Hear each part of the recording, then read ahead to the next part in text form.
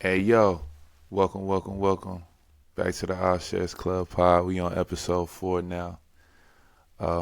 It's about 10:30. Um, we rocking and rolling, just kicking it, man. Just kicking it. I mean, it feels good to be on episode 4. My whole goal was to try to get to like maybe 10, see how I was feeling, and see if everything was kind of maturing the way that I expected it to be. But we're growing and learning. I'm always say that we're growing and learning even in this space. So, welcome back. Um, let's get it started. So, last Saturday, we had a lot of stuff going on, like a lot of stuff going on, and my wife, she went to a conference, a women's conference. And Xavier had some events that he had to do. So, I went ahead and just said, fuck it, I'll take him. And not like fuck it, like I had other shit to do, but fuck it as in, I don't mind, right? Um, so we woke up in the morning, we got dressed, threw on our clothes, we went to a birthday party, you know. One of his schoolmates, invited him to a birthday party. So we get out there, the birthday party's cool, the house is huge.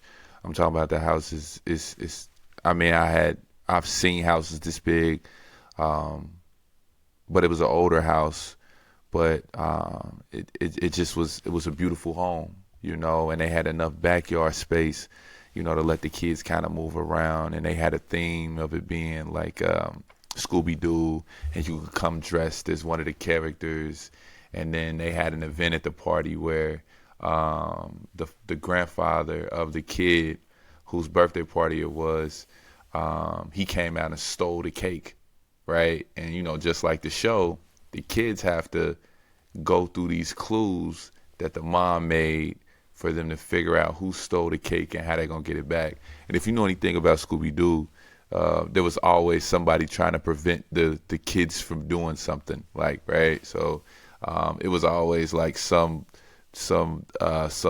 nefarious plot to stop the kids from figuring out that the building was owned by the janitor, and the janitor wanted to sell the building to some real estate tycoon, and he had to scare people away to get it to be condemned or something like that so he could sell it. It was crazy, right?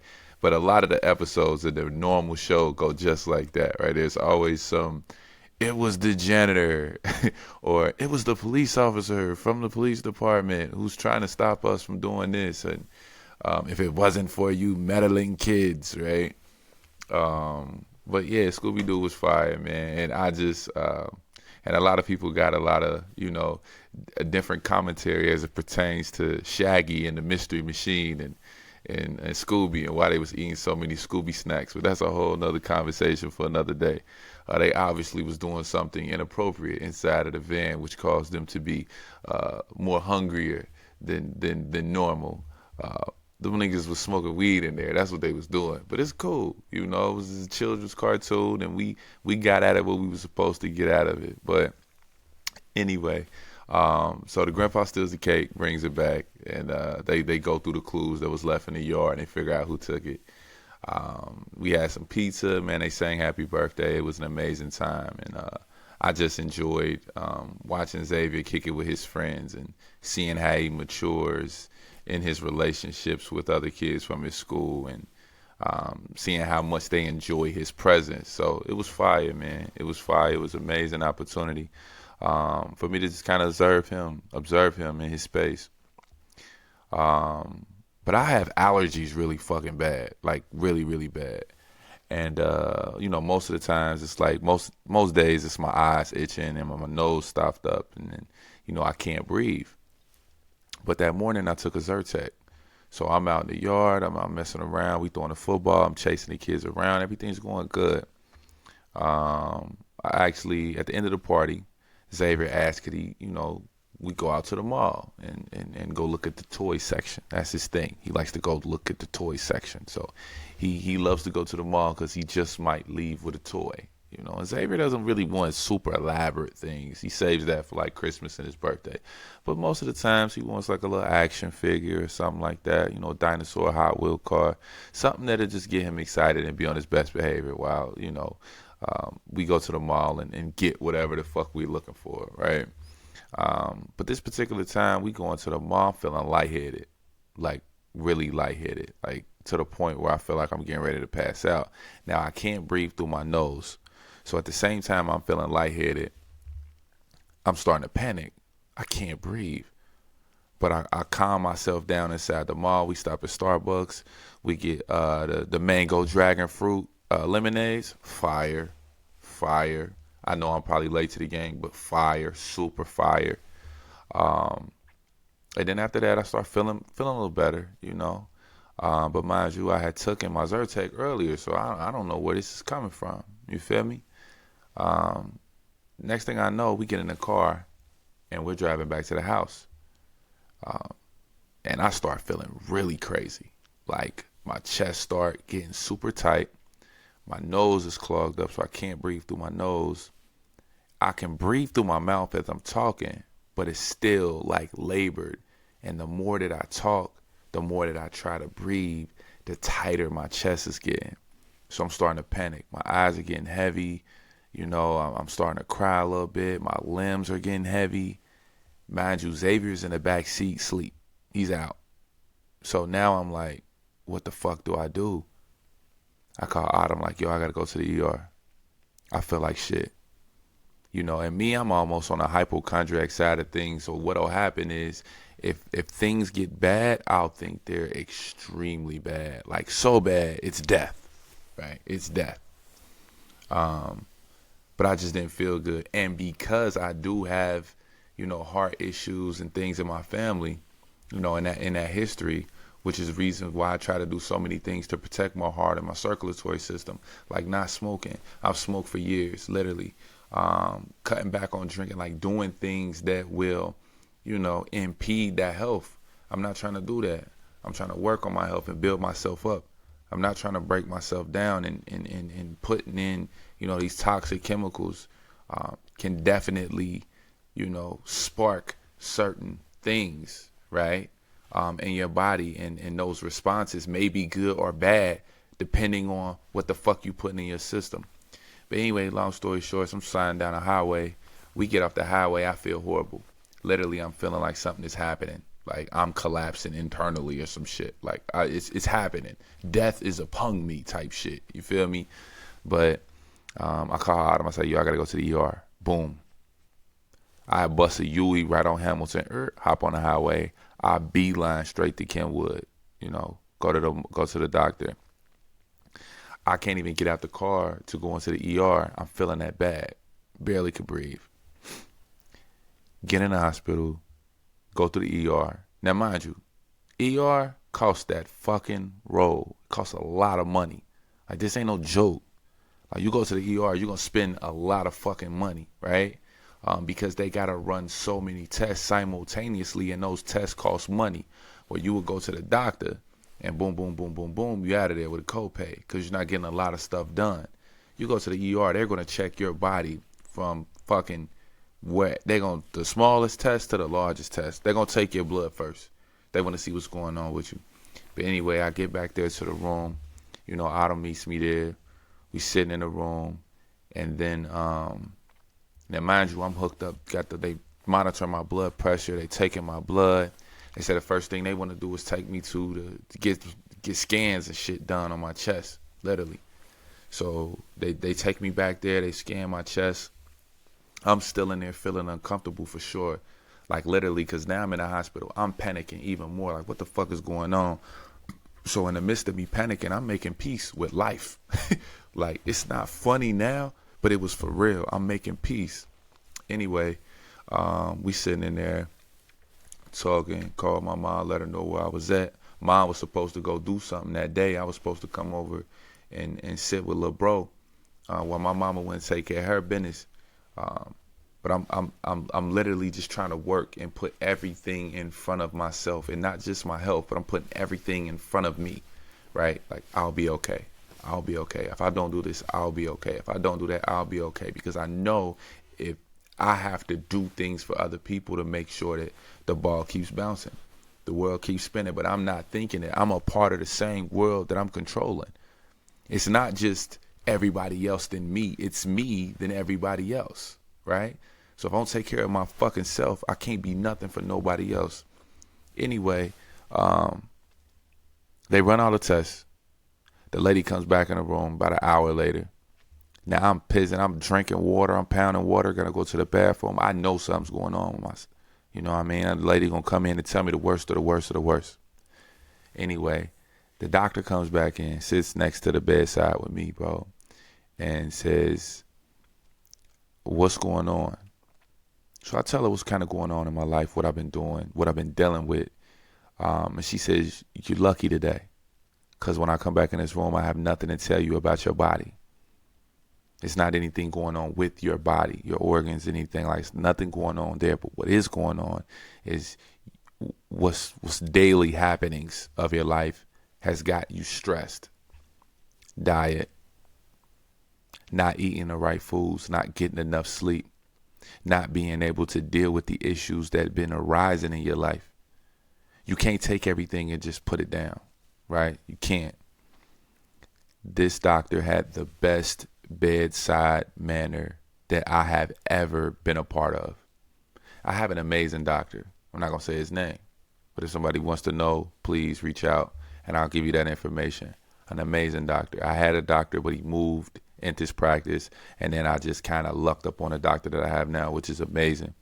He works with me. We take holistic approaches. We go by the book. We go by medicine. I'm not foreign to the doctor. Like, it's important for me to take care of myself so that I can be around here for an extended period of time. I know I ain't gonna live forever, but I want to take care of myself so that I can have, some time on this earth to where I can see my son have some kids, see him graduate, see him drive his car, see him have an issue with a girl, like, you know what I mean? See him go on his first date, see him, go take him to cop his first pair of J's with his own money, take him to work, drive him to college, right? Send him on his last day of senior year of high school, right? Like, I want to be around for those days. And in order to do that, it ain't just about working out and shit.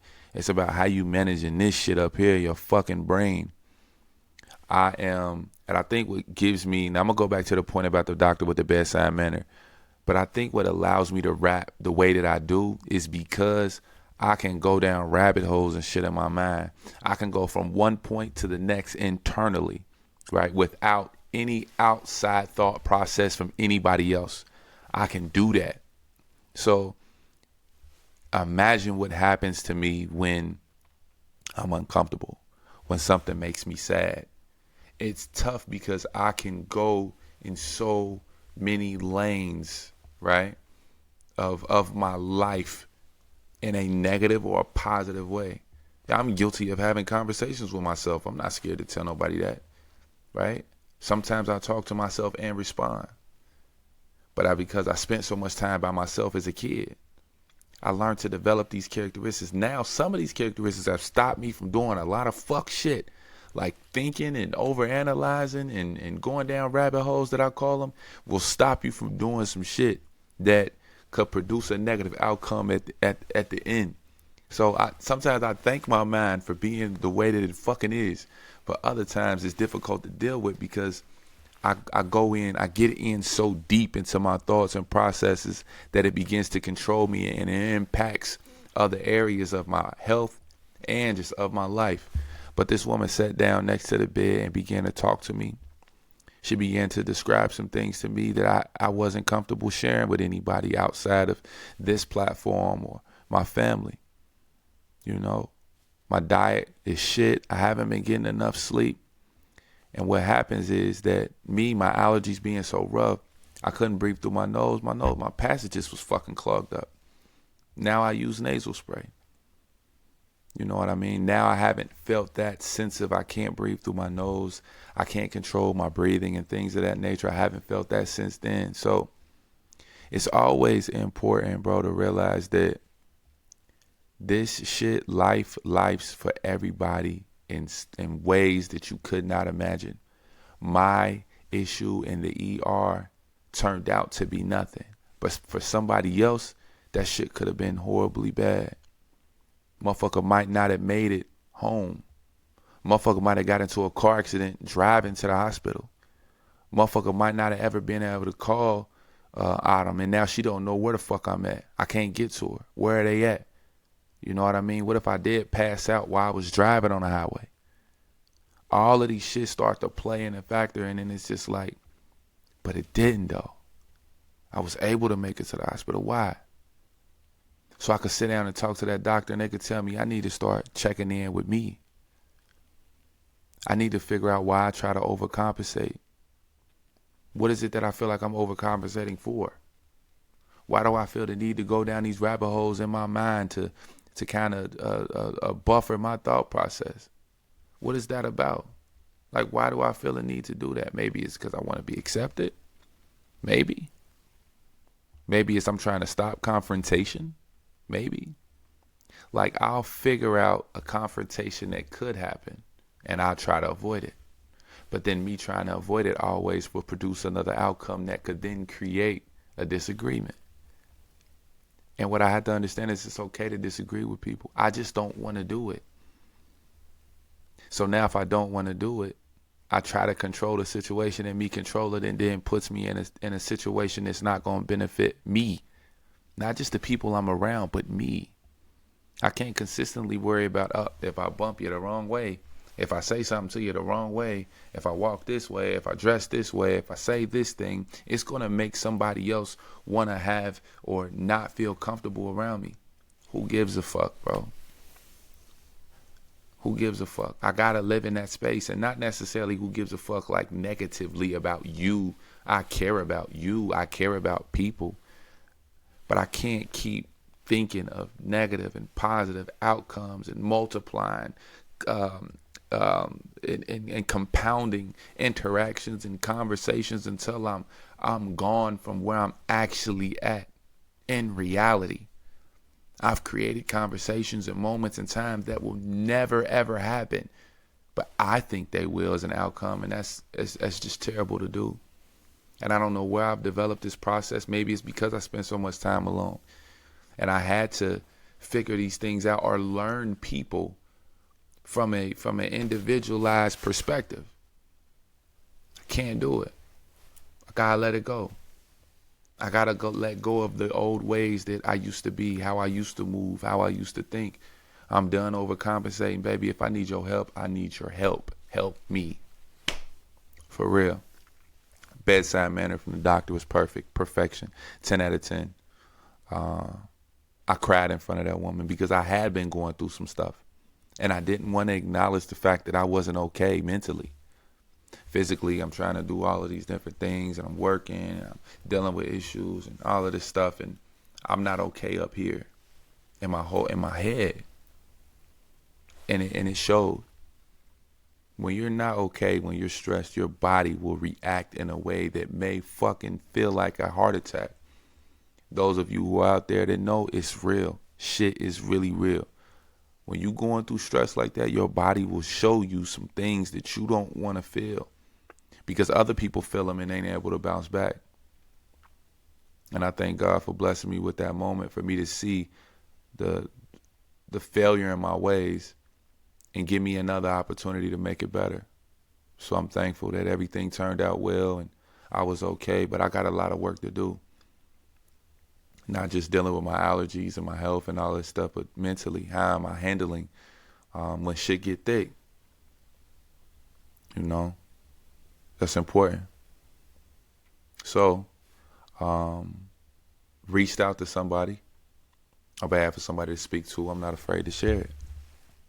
Never really truly sat down with anybody to discuss what the inner workings of Wayne, right?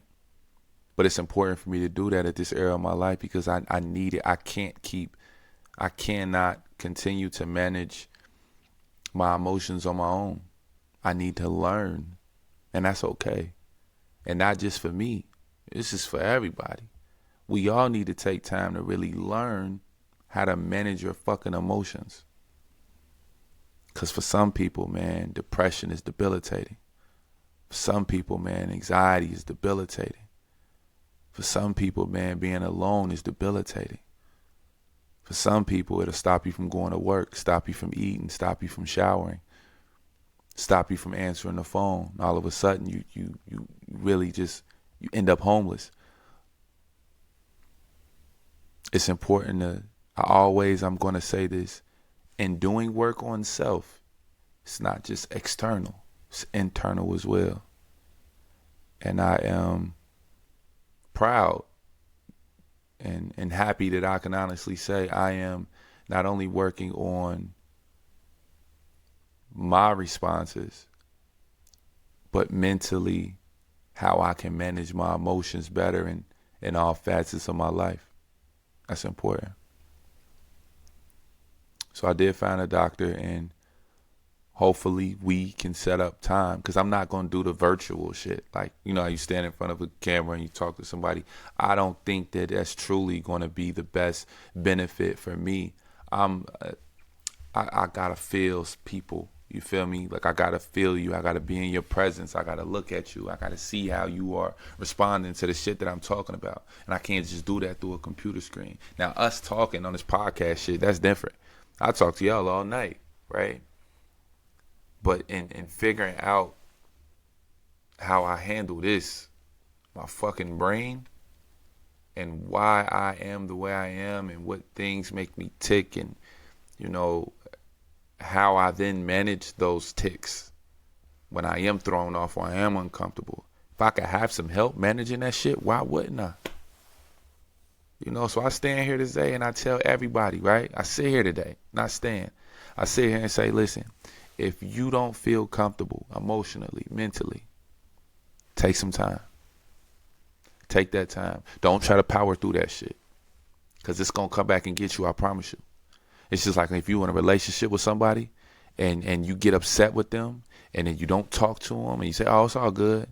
You're going to blow up on their ass if they step on the back of your heel when y'all getting out the car, getting ready to go into church. You know what I'm saying? Somebody going to honk their horn at you wrong during traffic. You can be ready to roll down the window and give them, you know, whatever the fuck comes out your mouth immediately. Then what does that fucking solve? Then you get into a confrontation with somebody, they end up shooting your ass in traffic, and then, oh, there goes the life of somebody who could have just dealt with their issues and talked to somebody. And if you don't feel comfortable talking to a professional, talk to your pastor, talk to your partner. You know what I mean? Talk to somebody who you think would be considerate of you or considers you somebody special that they love and care about. Tell them, like, hey, look, I just need you to listen. Or, hey, look, I need you to listen and respond to what the fuck I say. Give me some pointers. And you pick that person that's going to do that for you. And we usually are great judgments of character, right? It's people. You judge somebody's character. If I tell you this, you ain't going to fucking use it and bash me over the fucking head with it and make me feel uncomfortable with sharing my truth. I don't need nobody in my life like that, and neither do you. Who the fuck are you to judge me at what the fuck I got going on? If anything, help me. And if you ain't here to help me, why the fuck is you around me? This is real talk. This is not a game, you know? So I stand here and I hold the flag for mental health and checking in on people, and checking in not only on people, with yourself. It's important. I think the first step in that was tapping in with a good friend of mine. I asked him, and I said, I need you to do something for me. Look at me. I need you to do something for me. I didn't break my neck to try to do it myself. I said, hey, can you help me? And it was just something simple as a custom-made shirt. I needed it for a parade I was getting ready to walk in on behalf of the wonderful brothers at the lodge. And I said, you know what? I don't have time to buy this right now. Can you buy it for me? And when it comes, I will cash app you. And the reason that this is so important, and he knows who he is if you hear this, but you did that for me, and I appreciate that. But I'm not used to that, right? As a man, I'm not used to asking for fucking help. I need you to buy this for me. That makes me look weak. What, you ain't got the money? Broke ass nigga, right? I'm serious. I don't want people to think like that. Here I go. Here I go with that shit again. This is it. This is the example I give you with the rabbit hole. Oh shit. He did this for me. Does he think I'm broke? Maybe I am broke. Maybe I don't manage my money well. Who can I get to help me manage my money? What if I hit him up? He's got it all together. Is he gonna judge me? So wait a minute. Not only am I broke to this person, but I'm broke to this person too? Oh, no. I'll keep my ideas to myself. Whole time I ain't broke. Whole time I got the money. I just, now here it is. I've taken something that I could easily just say, hey, can you help me? And I've turned it into two people now think less of me because I need their help. And these two people are like some close friends of mine. Brothers at that. Why would you look down on me because I need help? Then I don't need you around me. And why would they be around me if they were going to do me harm? See, God only put people in your life that are going to help you, right? They're going to help you with something that they do that you may not like, or they're going to help you with something that they're going to do that you might like. It's all a helpful moment. But if you don't reach out, you won't figure that out. And I've been scared to reach out and ask people for shit for a very long time, out of fear that they judge me, out of fear that they sneak off and, kiki with another motherfucker about me. I never want to give people the upper hand on me, ever. But here it is, the first time I go out on a limb and ask somebody to do something for me, and they do it, and I pay them back. And that was that. It didn't mean a damn thing. That's my own fault. I love my grandpa to death. Love him to death. He was the best person that I ever had the chance and opportunity to experience on this earth. But one thing he told me was to bite my lip and keep moving. Now, for some people that works. But for me, the older I get, the more I realize that I can't just bite my lip. I got to tell somebody. Somebody got to hear it out of my mouth so I can get it off, and maybe they can help me manage it. So maybe what it is yes, I do bite my lip. I do listen, Grandpa, for sure, big dog. I wouldn't be the person I am without you in my life. But what I will say is this. Now I'm understanding that when I do bite my lip, I can hold it, put it in my pocket for so long. Then I got to get that shit off. If I don't get it off, I'm not going to be right. If I don't get it off, it's going to come out in a whole nother way, and it ain't going to have shit to do with what initially made me feel. It's okay to go back, retrace your steps, walk into the words and the guidance that our ancestors gave us, and then try to put our own spin to it. Because guess what? That same word may not work for you. It may work for you, but it might not work for your kid. So how are you going to tweak that? So in God's ultimate wisdom, me going through what I went through with the ER and having a panic and anxiety attack and not taking care of myself mentally, to the words my grandfather said, now I get to tweak it. So guess who now? I can get those same words to my son, but I could tweak them. And if it don't work for him, guess what? He could tweak them for his wife, for his family, for his partner, for whoever. He can tweak them. That's what we got to do. We got to tweak that shit. Change it up, remix it, get in this. Yeah, man, you got to do what you got to do to it to make it fit for you. And that's what I'm learning. And I hope you fucking learning it too. But don't learn it to the point where it get too late to where you end up in the ER with a $7,000 hospital bill. And just to come for these motherfuckers come sit back in your bed, make you cry, tell you need to go speak with somebody when you could have been doing the work already. Shit get deep, man. And that's just for me. That's just for me. What is it that you working on right now? Take care of yourself. Get some rest. Get some good food. Go to work. That's all I can say, man. That's all life is. Save your money. Be smart about your interactions with people. I got my eights. You know, you got your eights. What your eights look like? You get 8 hours for sleep. You get another 8 to eat. Get refreshed. You get another 8 to go to work. So you got 8 to make money, 8 to get rest, 8 to replenish yourself. You taking time out of your 8. You giving somebody some of your 8. You're losing something else. You feel me? If you give somebody some of that 8 for refreshment when you eating, then that's less refreshed you gonna be, nigga. If you giving somebody some of that 8 to where you gotta sleep, because only 24 hours in a day, you're gonna be tired. You're gonna give some of your sleep to somebody else. Time. Right? Telling you, dog. Then you gotta give God some time, right? So you let somebody get some of your time, they stealing time from not only your sleep, your money,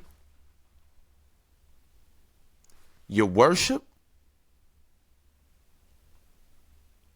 and if that motherfucker is if these people are stressing you the fuck out, how is that benefiting you to relinquish that time to shit that ain't benefiting you? Like it go deep, bro. And I was doing it. I was doing it. Sitting in this bitch, giving everybody my time, spending hours in my mind every day, being attacked mentally from so many different aspects, losing sleep, not even really present at work, not present at home in my house, because I'm living up here, I'm living in my fucking head, losing it because I can't control it. Keep track of your 8s. Very important. Don't get nobody no time you supposed to sleep. Don't get nobody no time you supposed to get no money. Don't get nobody time you supposed to refresh yourself. Don't get nobody no time that you use to give to God and revitalizing your spirit. Shit get deep, man. Now you done lost that time. You can't get that back. Now you in debt with yourself from time that you done gave to somebody else who don't fucking deserve it. Make sure that time is, and then you can give people time. You can give shit time if you want, but don't think you're going to get it back, especially if it's going to come into some shit that's important. Remember that. Take care of your 8s. I usually talk about sneakers, of course. Shout out to the UNC one. Everybody's fucking salty at the shoe because it's like, or it's like kind of like an off eggshell, darker eggshell color on the midsole. And the upper isn't as white, and the Carolina blue isn't as bright. But fuck y'all. It's a great shoe. You're going to sleep. And if you sleep, stay asleep for as long as you need to sleep, because I enjoyed it. I know some people that enjoyed it. Shout out to the Jordan 4s. I would have copped those, but didn't need them. The shape is beautiful. That shape looks perfect, bro. Looks perfect. The leather is shit. We know it is. The leather is the same leather that's on the fire red 4s that dropped maybe a couple years ago, 2-3 years ago. We know that. So you're going to give the white cement a pass, the cement 4 a pass, but you're going to shit on the fire red 4? Is that what we're going to do? So now, can I get into semantics about shoes myself? How you niggas had all these super closets, super rooms of shoes? Fucking these little kids' minds up? You goofballs. Like I said last episode, goofballs can't dress a fucking lick, but got every shoe in the world. Make it make sense. You know what I mean? If that makes you happy, let it make you happy. But don't post it as if we're supposed to follow your lead. No, we're not. No, we're not. What my niggas say? No, you're not. No, you're not. We don't have to follow your lead. If you like some shit, like it. They say the Jordan 1 is dead. It's not dead to me. It looks good to me still. What Jalen Ramsey say? You tell me. You feel me? You tell me. This shit is real, bro. I just hate the way y'all did that shoe.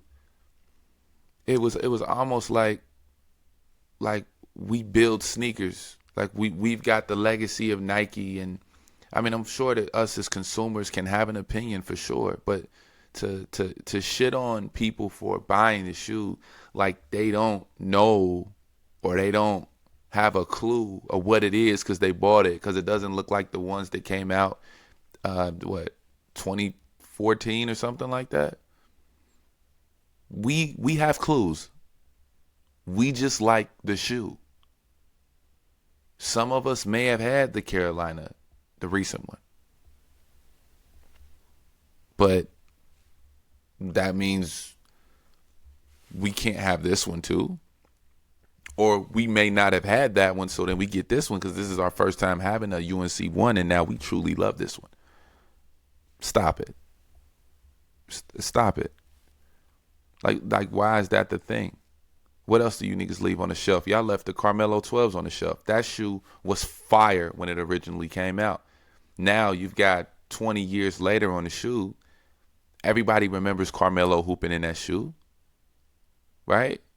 Like, we remember that. Y'all let that shit just sit. It's sitting. But do I want it? No. But it's a fire shoe, and I'm not mad at people who want it. Let people have the shit that they want. Everybody likes the Aja. Go ahead and cop. You feel me? Everybody's mad. Tokyo 5s are trying to come back out or whatever. Like, everybody's mad. People don't need it. I personally don't even need the shoe.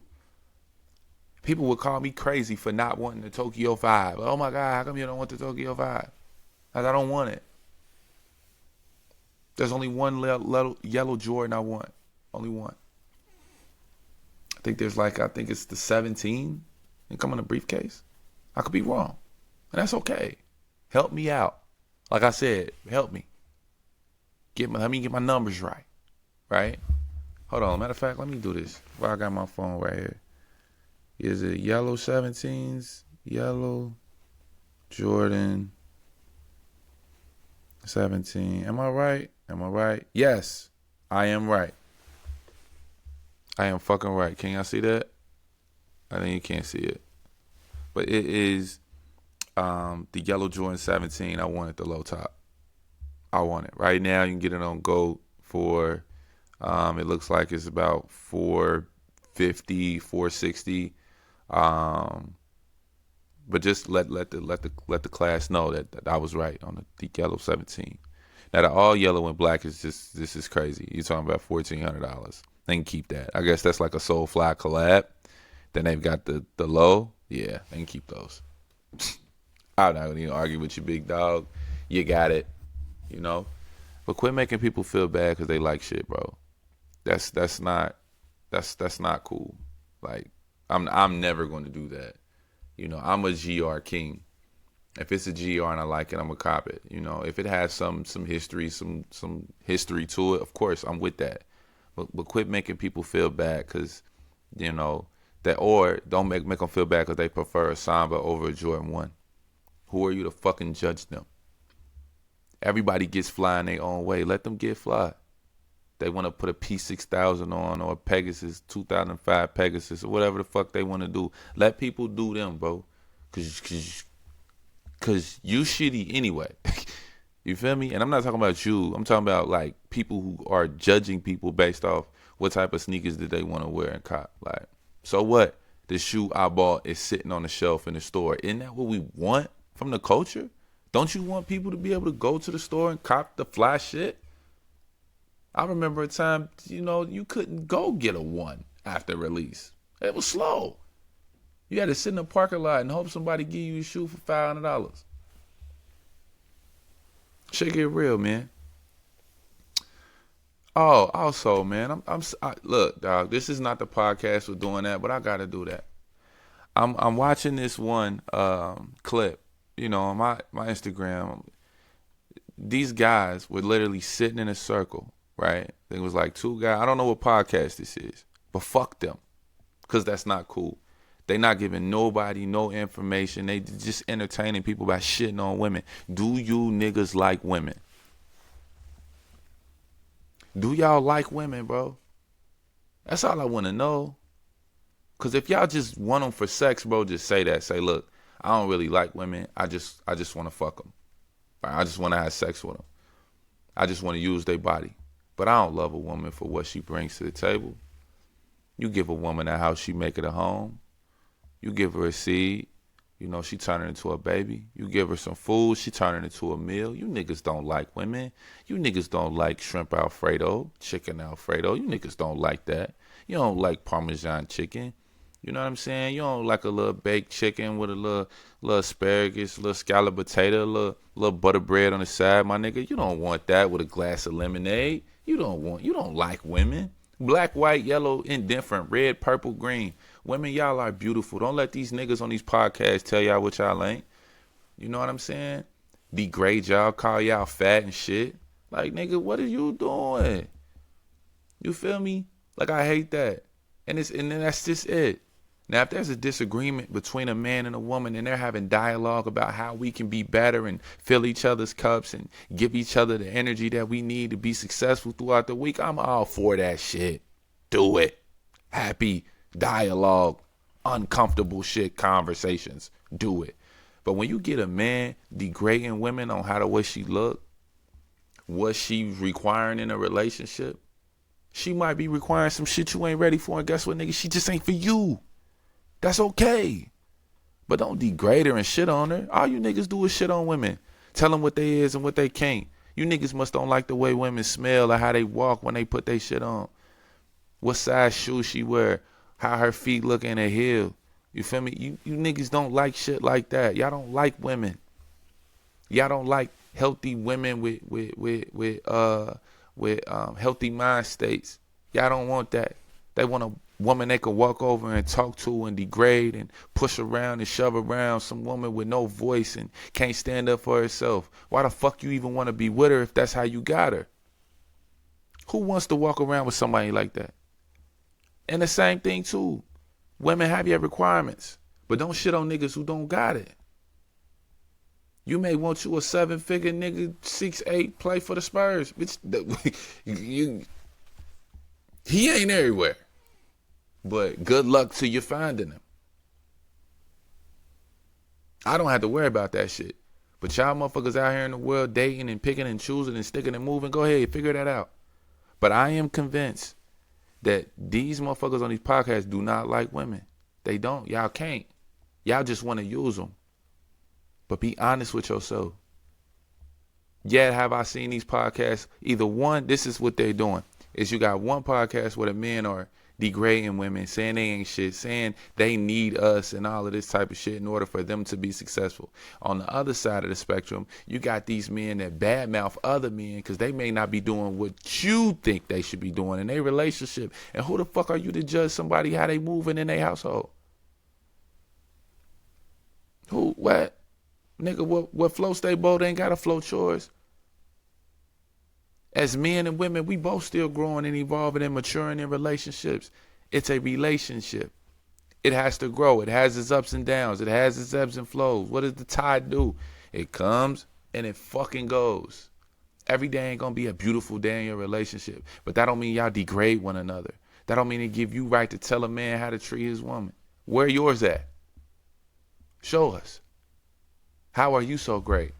Put her on camera. Tell her the phenomenal shit that you do before you judge on a nigga ain't doing what he supposed to do.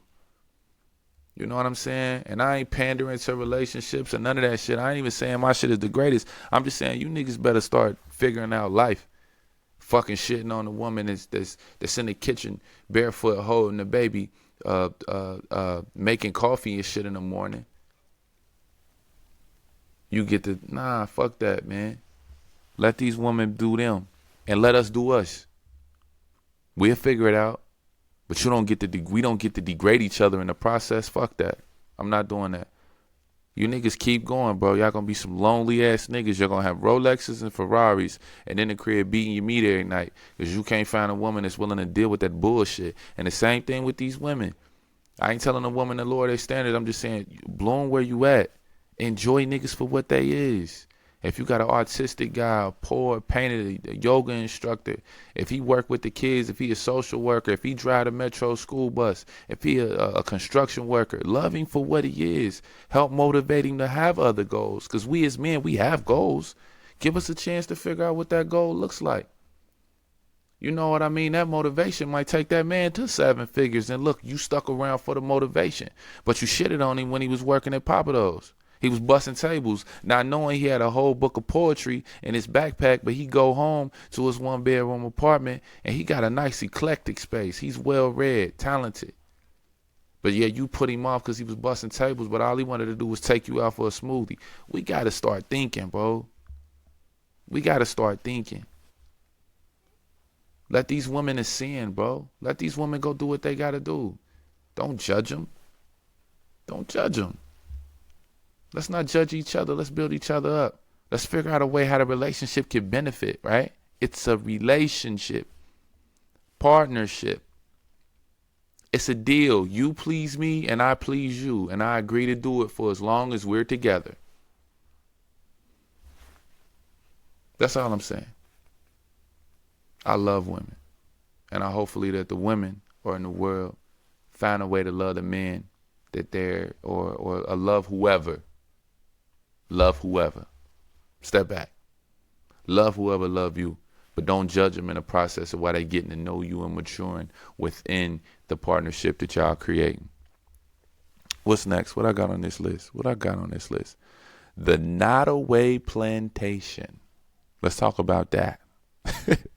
We done got the 45 minutes today. But so this plantation in somewhere down south burned down. But it was like the biggest antebellum plantation. And not only was it, there were actual slaves there, like actual slaves. And they built it. And at some point in time, this guy didn't want to have his slaves like picking cotton. So they like mined sugar. And it took his wealth like through the roof. This is the owner of it. And when he passed away, his wife sold it. It was like built in 1859, and then like she sold it when he passed away for like, I don't know, like 50 grand or some shit like that, which equated to like some couple $1 million, and they turned it into a fucking resort. Imagine that. And now everybody's up in arms because the bitch burned down. You got me. Are you fucking serious, bro? See, this is that shit they don't. Now they want to take fucking history on slavery out of schools and textbooks and shit. But then we got fucking the actual history, and they turned it into a resort where you can go swimming and lay by the pool and barbecue and tennis and play basketball on the same land that was tilled and blood drenched clay and soil, and people are living happy-go-lucky, carefree lives on the plantation as a vacation spot, a resort. You can get a massage amongst the spirits of the slaves who used to till the land. You got me fucked up. Now we Saudi is burning. Let that bitch burn, bro. Let it burn, bro. Any other area in this world that has, and I'm guilty of seeing massive landmarks as I'm driving down south, and I'll be like, yo, damn, I wonder if this is a place where, my ancestors lived, breathed, and died. Period. Beaten to inches of their lives. And now we crying because of fuck that resort. Fuck who owned it. To me, honestly, what I look like, that's just like they're taking an area in these internment camps and we made it into a beach. Fuck out of here, man. It's like always our history is the history that gets shitted on. We have to assimilate into, well, fuck it, they did it, so let's deal with it. Nah, man, fuck that. I don't know who did it. I'm not a part of that shit, but I'm glad whoever did it burnt that shit to the fucking ground, man. I hope it burnt naturally, too.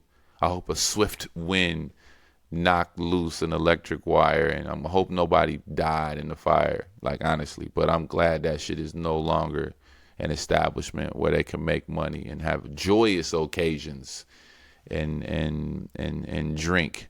You know what I'm saying? That's just crazy. Shout out to the fire, the combustion. Anyway, that's what I got. Once again, man, I'm always keep saying this. I'm super thankful to have an opportunity to be in front of this camera and talk my shit. And I'm sorry. I have one more thing to talk about. People are homeless. I don't understand how people see people who are homeless and play these games with them, where they have like a piece of food on a box and some money or some liquor and say, which one you want? And then these motherfuckers who are homeless, who have nothing, are looking for escapes, which I can see, and they pick the liquor. They pick the liquor. And they pick the liquor, and they pick the liquor, and they pick the liquor. And then you get this one person, right, who picks the money or picks the food. And then like the food and the box has got like money in it, and they take it out, and then they give them, and they say, hey, you pick the food, but actually in here is $1,000. And it's like a fucking game. I just talked about mental health, right? I just talked about how people can go from one point of their lives to the next because they don't take care of their mental health. A lot of people who are homeless have had breakdowns and they've lost everything. So they go to the streets. They typically shut down and get away. I'm learning this, right? So now what you've done is you've played with somebody who may be self-soothing with liquor and drugs and shit. Now you want to give them an option to either self-soothe or eat. And then you play a game with it. And then you give them some money. And you record their reactions. And you put it on your fucking social media. And you think it's cool. That shit is not cool. That shit is some whole shit, bro. Quit playing with people, man. What if one of these motherfuckers just pull out a gun and stab somebody because you playing? You got them on camera. Respectfully, man, I'm not trying to speak for the whole homeless community, but I am. If they give me clearance to say something, quit doing that. Quit filming them people, man. Quit filming them people. Quit filming them. If you're gonna do something nice for somebody who don't have it, don't film it. Just do it. Just do it. The world would be a much happier place if you stop trying to get likes and shit for doing good stuff. That's just like, motherfucker, what you want to like for taking care of your children? This is not a game. This is real life. Quit putting cameras in front of people's face that are really going through shit. You don't know what they're going through. Stop it. It's the lamest shit I've ever seen in my life. You're doing experiments on people, but this ain't Black Mirror. This is real fucking life. You know, experiments have outliers. They have instances that happen where shit goes horribly wrong, and you're going to keep playing and some shit going to go horribly wrong. I would love to see that. Somebody find that for me if you get an opportunity. Start looking at these videos and feel like, when do these motherfuckers really snap on these people trying to play with them about food and money and liquor? These people are homeless. They have nothing. They're sleeping outside on park benches because they've had mental breakdowns. They've lost a loved one, lost a child, lost a job. Now you want to create a experiment, a social fucking experiment on behalf of people that's really losing it. I hurt to see that. It's not fun. It's not cool. It's not funny. So, a little serious note this time around. But once again, shout out to the shareholders. Shout out to the All Shares Club. Shout out to the podcast. Shout out to my new subscribers. Shout out to the new views. And yeah, we rocking and rolling. Episode 5 coming. And I think we just might start to incorporate some other things into the podcast, meaning people and interviews. But I got to figure that out, because once again, this space that I'm doing is a space for me. It's not necessarily a space for everybody else, and not to take away from everybody, because we all got a story, but just to say, like, you know, this is very important to me, and I don't want to, muffle the importance by just making it super poppy. So I'm still trying to figure this out, but I think I'm learning, and I'm excited for this process. So once again, shout out to the shareholders, shout out to the pod. Love y'all. We see y'all next time. Peace.